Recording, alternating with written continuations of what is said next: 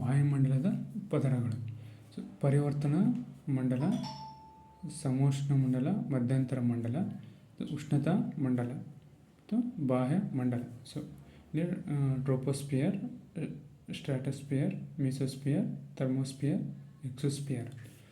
ಪರಿವರ್ತನಾ ಮಂಡಲವು ಸಮಭಾಜಕ ವೃತ್ತದ ಬಳಿ 18 ಕಿಲೋಮೀಟರ್ ಎತ್ತರದವರೆಗೆ ಹಾಗೂ ಧ್ರುವ ಪ್ರದೇಶದ ಬಳಿ 8 ಕಿಲೋಮೀಟರ್ ಎತ್ತರದವರೆಗೆ ಕಂಡುಬರುವುದು. ಪರಿವರ್ತನಾ ವಲಯದಲ್ಲಿಯೇ ಹವಾಮಾನದ ಉಷ್ಣಾಂಶ, ಒತ್ತಡ, ಮಾರುತಗಳು, ಮೋಡ, ಮಳೆ ಮೊದಲಾದ ಎಲ್ಲ ಅಂಶಗಳು ಕಂಡುಬರುತ್ತವೆ. ಸಮೋಷ್ಣ ಮಂಡಲ, ಸ್ಟ್ರಾಟೋಸ್ಪಿಯರ್. ಸಮೋಷ್ಣ ಮಂಡಲದಲ್ಲಿ ಓಜೋನ್ ಅನಿಲವು ಅತ್ಯಂತ ಮುಖ್ಯವಾದುದು. ಇದು ಸೂರ್ಯನಿಂದ ಬರುವ ಅತಿ ನೇರಳೆ ಅಲ್ಟ್ರಾವೈಲೆಟ್ ಕಿರಣಗಳನ್ನು ಹೀರಿಕೊಂಡು ಭೂಮಿಯ ಮೇಲಿನ ಎಲ್ಲ ಜೀವರಾಶಿಗಳನ್ನು ರಕ್ಷಿಸಿದೆ. ಈ ಪದರದಲ್ಲಿ ಜೆಟ್ ವಿಮಾನಗಳು ಹಾರಾಡಲು ಸೂಕ್ತವಾಗಿದೆ.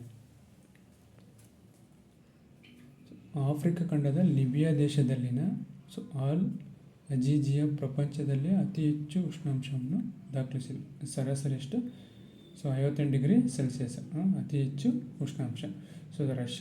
ರಷ್ಯಾ ದೇಶದ ಸೈಬೀರಿಯಾ ಭಾಗದಲ್ಲಿರುವ ಒರ್ಕೋಯನ್ಸ್ಕ್ ಜನವಸತಿ ಇರುವ ಭೂಭಾಗದಲ್ಲೇ ಅತಿ ಕಡಿಮೆ ಉಷ್ಣಾಂಶವನ್ನು ದಾಖಲಿಸಿದೆ. ಸರಾಸರಿ ಉಷ್ಣಾಂಶ -24 ಡಿಗ್ರಿ ಸೆಲ್ಸಿಯಸ್ ಆಗಿದೆ.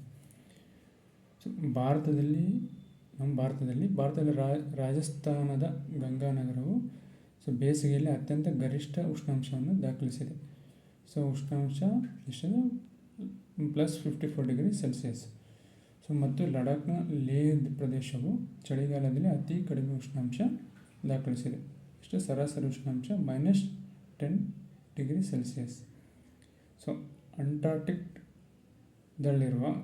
ವಸ್ಟೋಕ್ ಪ್ರದೇಶವನ್ನು ಪ್ರಪಂಚದ ಅತ್ಯಂತ ಶೀತ ಪ್ರದೇಶವನ್ನು ಪರಿಗಣಿಸ್ತೀವಿ.